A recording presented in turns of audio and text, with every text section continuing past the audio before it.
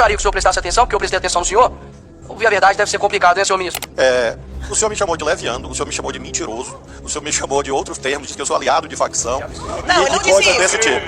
Eu estou Você está mal interpretando a frase dele. Presidenta. Eu estou pedindo silêncio. Vossa Excelência, pode ficar quieto. Vossa Excelência, pode ficar quieto. Agora, nós já temos a solução. É só colocar o Flávio Dino agora em toda a incursão da polícia militar. Porque, afinal de contas, entre 15 metros, os 15 metros que o senhor entrou ali, senhor ministro, é impossível a Polícia Militar do Rio de Janeiro, Bob, entrar ali sem um aparato pesado policial. E não seriam recebidos simplesmente com o senhor descendo assim do carro, ajeitando o paletó, não. Seriam recebidos a tiros. Senhor ministro Flávio Dino, o senhor tem decepcionado os brasileiros, frustrado as pessoas que lhe confiou esse cargo. E, obviamente, nós temos divergências gigantescas, politicamente e ideologicamente. Mas eu não torço pelo teu fracasso. Afinal de contas, o teu fracasso significa, ou deveria significar, o sucesso do crime organizado, o sucesso da milícia, o sucesso do roubo, do furto, do assassinato. E eu sei quem são as vítimas, no fim das contas, desse crime, que é a população brasileira em geral. E eu também não seria aqui leviano, assim como eu acredito que vocês são, em colocar toda a culpa de todo o crime nas suas costas. Até mesmo porque eu sei que vocês fazem isso com o seu opositor político. Diga-se de passagem, Jair Bolsonaro. Mas é evidente que o seu trabalho, ou a falta do seu trabalho, tem gerado consequências. Por exemplo, o homem que deveria ser o mais odiado pelo crime organizado, entra em um local dominado pelo crime organizado, que é, por exemplo, o Complexo da Maré.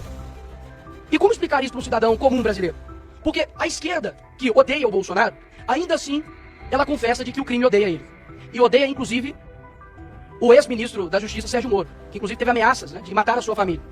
Pelo que me parece, o senhor não demonstra nenhum ofensivo potencial ao crime, nenhum risco a ele. Afinal de contas, quando você olha a sua contundência com relação ao dia 8, e de fato, quem errou tem que ser punido, mas um cidadão comum brasileiro, ele pesquisa lá suas declarações, por exemplo, no Twitter, né, uma mídia que o senhor gosta de falar, e gostaria que o senhor prestasse atenção, porque eu prestei atenção no senhor. Ouvir a verdade deve ser complicado, né, senhor ministro? Mas se puder parar meu tempo, porque o ministro está incomodado com alguma coisa. Se puder parar meu tempo, por gentileza. É a primeira vez que eu vejo um ministro sem medo de ir na maré, mas com medo de perguntas. Enfim. Voltando aqui ao tema, senhor ministro. O senhor é muito contundente com relação à baderna que ocorreu aqui no dia 8. Inclusive, diversas declarações, chamando de terroristas. E o cidadão comum brasileiro verifica isso, por exemplo, no seu Twitter. Mas eu peço ao povo brasileiro que coloque lá PCC. Vai ter 2 menções somente. Inclusive, defendendo, dizendo que não há nenhum atrelamento entre o PCC e PT. Quando você pesquisa lá Comando Vermelho, não há nenhum tipo de menção no seu Twitter sobre Comando Vermelho. E isso causa uma estranheza muito grande. Uma pessoa que tem uma contundência muito grande para ir para cima de baderneiros, que de fato eu acredito que são, mas não dá nenhum tipo de declaração contundente, como por exemplo, o maior crime organizado que há no Brasil, que é o PCC. Nós vemos o tipo de foco do senhor, para mim é muito estranho, muito difícil de explicar, confesso. Quando, por exemplo, nós temos aviões sendo atirados pelo crime organizado no Rio de Janeiro, você tem 35 ônibus pegando fogo, e a tua prioridade é processar o influenciador porque ele ofendeu, chamando de gordolo. Quando nós olhamos tudo isso, é muito difícil de explicar. É muito difícil de explicar. Então, eu acredito que tudo que está acontecendo hoje no Brasil com relação à segurança pública, é complicado dizer que o senhor tem feito um bom trabalho. Porque de duas uma, ou o senhor não tem culpa de nada, afinal de contas, ninguém que exerceria o teu papel daria conta de cuidar da segurança pública, e o senhor não tem culpa nenhuma. Ou o senhor não está tendo competência para tal, para exercer o Ministério da Justiça. E ainda dá um péssimo exemplo, dizendo que não viria até a Comissão de Segurança Pública, porque há pessoas aqui armadas e por conta de divergências políticas, o senhor estaria com a sua integridade física atingida. Isso fere não somente aqui o parlamento, mas além de tudo de ser uma mentira. Porque os deputados não vêm aqui trabalhar armados, senhor ministro. E o senhor sabe disso. Bom, ao menos deveria saber, como o senhor gosta de insinuar para as pessoas. Agora, quando nós olhamos para os outros demais acontecimentos, a tua eloquência, o teu discurso, a tua fala, né, o teu deboche, o teu desrespeito, vem perdendo a graça. Inclusive até a própria velha mídia tem te descrito o senhor como animador, né, de auditório. Porque o teu discurso, ele não sobrepõe a realidade das pessoas, horas. A realidade que vê um ministro focando em fiscalizar a oração de pastor, mas não vê um ministro atuante no que se diz respeito aos crimes que estão acontecendo no dia a dia. Ou seja, eu não estou aqui para poder torcer pelo teu fracasso, ministro Flávio Dino. Eu estou aqui para poder deixar bem claro que as suas declarações, e por mais que faça uma ginástica mental absurda, de que vocês precisam interpretar, sempre nós, né? É como se o ministro fosse um iluminado. Ele sempre sabe de tudo e nós, meros seres abaixo de humano, precisamos interpretar o que o ministro diz. Afinal de contas, só ele entende o que ele diz. Até mesmo porque quando ele diz que a Polícia Federal está a serviço da sua causa, Lula, e do Brasil, aí o senhor diz que é uma mera dificuldade de interpretação nossa. Eu digo o contrário. As suas ações demonstram que o senhor tem feito com a Polícia Federal o que vocês acusavam de Jair Bolsonaro fazer na Polícia Federal. E agora nós temos uma brusca absurda de apreensão de cocaína e maconha, por exemplo. Redução de 28,6% de apreensão de maconha, comparados ao mesmo tempo do ano anterior, e 31,4% de redução de apreensão de cocaína. Ou seja, não está tendo coerência nas suas falas e nas suas ações. Isso, inclusive, acredito que tenha atrapalhado o seu próprio chefe, Lula. porque hoje é uma pesquisa que a aprovação tem caído no governo.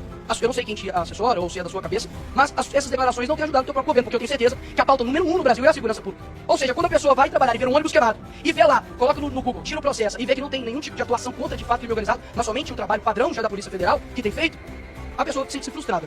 Então, eu acredito que não há coerência ou imparcialidade por parte do ministro. Pelo contrário, defende tudo o que condena, e quando é da direita faz um show absurdo, vai pra cima inclusive de ministros, de deputados que com suas falas na tribuna, mas nada o faz contra de fato o crime organizado que tem destruído as famílias no Brasil.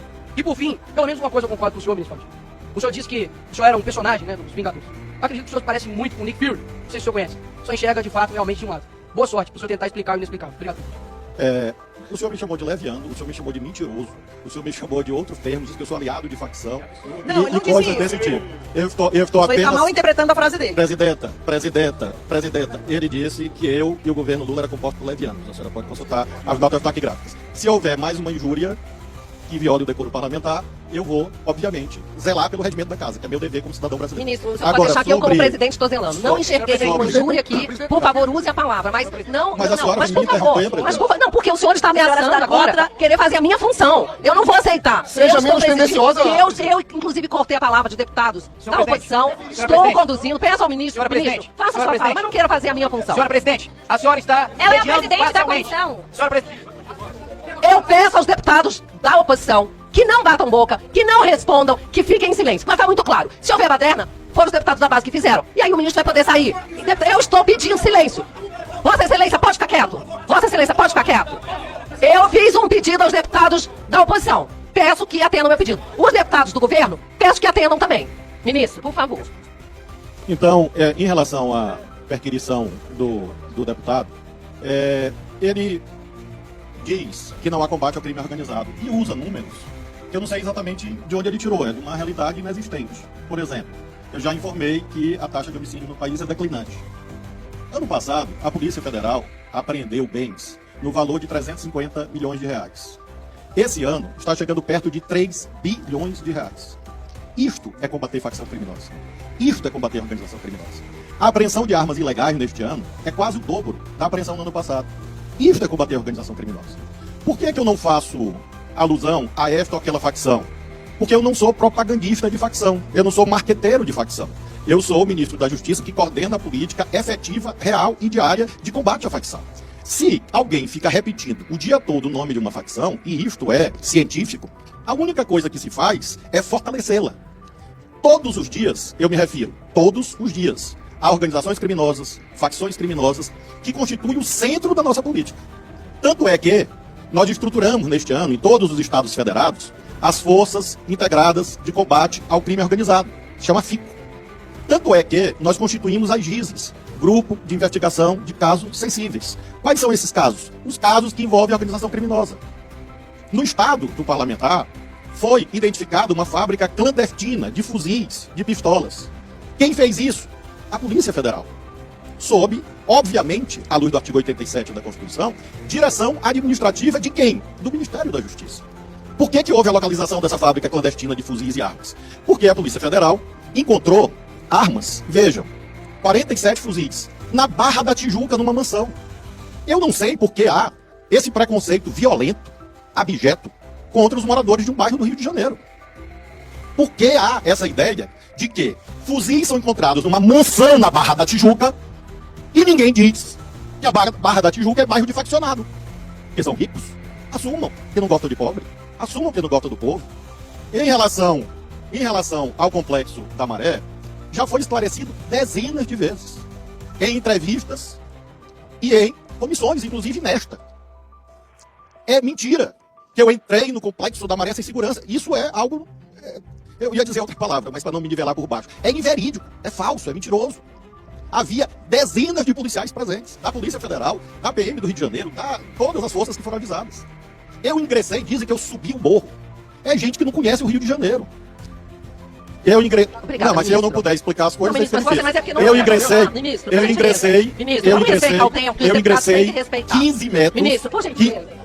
Deixa eu concluir a frase, para concluir. Uma frase, Eu ingressei... Uma frase. Eu ingressei 15 metros O senhor estava lá para dizer que tem Bom, barricada?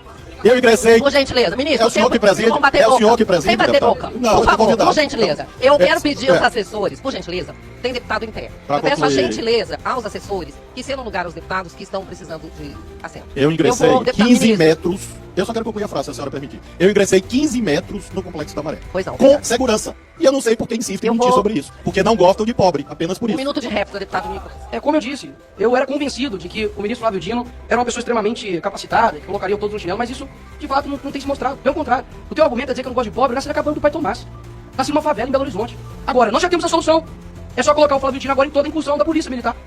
Porque, afinal de contas, entrei 15 metros. Os 15 metros que o senhor adentrou ali, senhor ministro, é impossível a Polícia Militar do Rio de Janeiro, Bob, entrar ali sem um aparato pesado policial. E não seriam recebidos simplesmente com o senhor descendo assim do carro, ajeitando o paletó, não. Seriam recebidos a tiros. Não adianta tentar mudar a realidade. Quem mora lá sabe. Ninguém aqui tá querendo taxar como se pobre fosse traficante, não, porque eu nasci lá e sei muito bem que é uma minoria que avacalha um monte de vagabundo. Então, meus parabéns por nunca ter respondido a minha pergunta de que quem negociou a sua vida. Um minuto, ministro.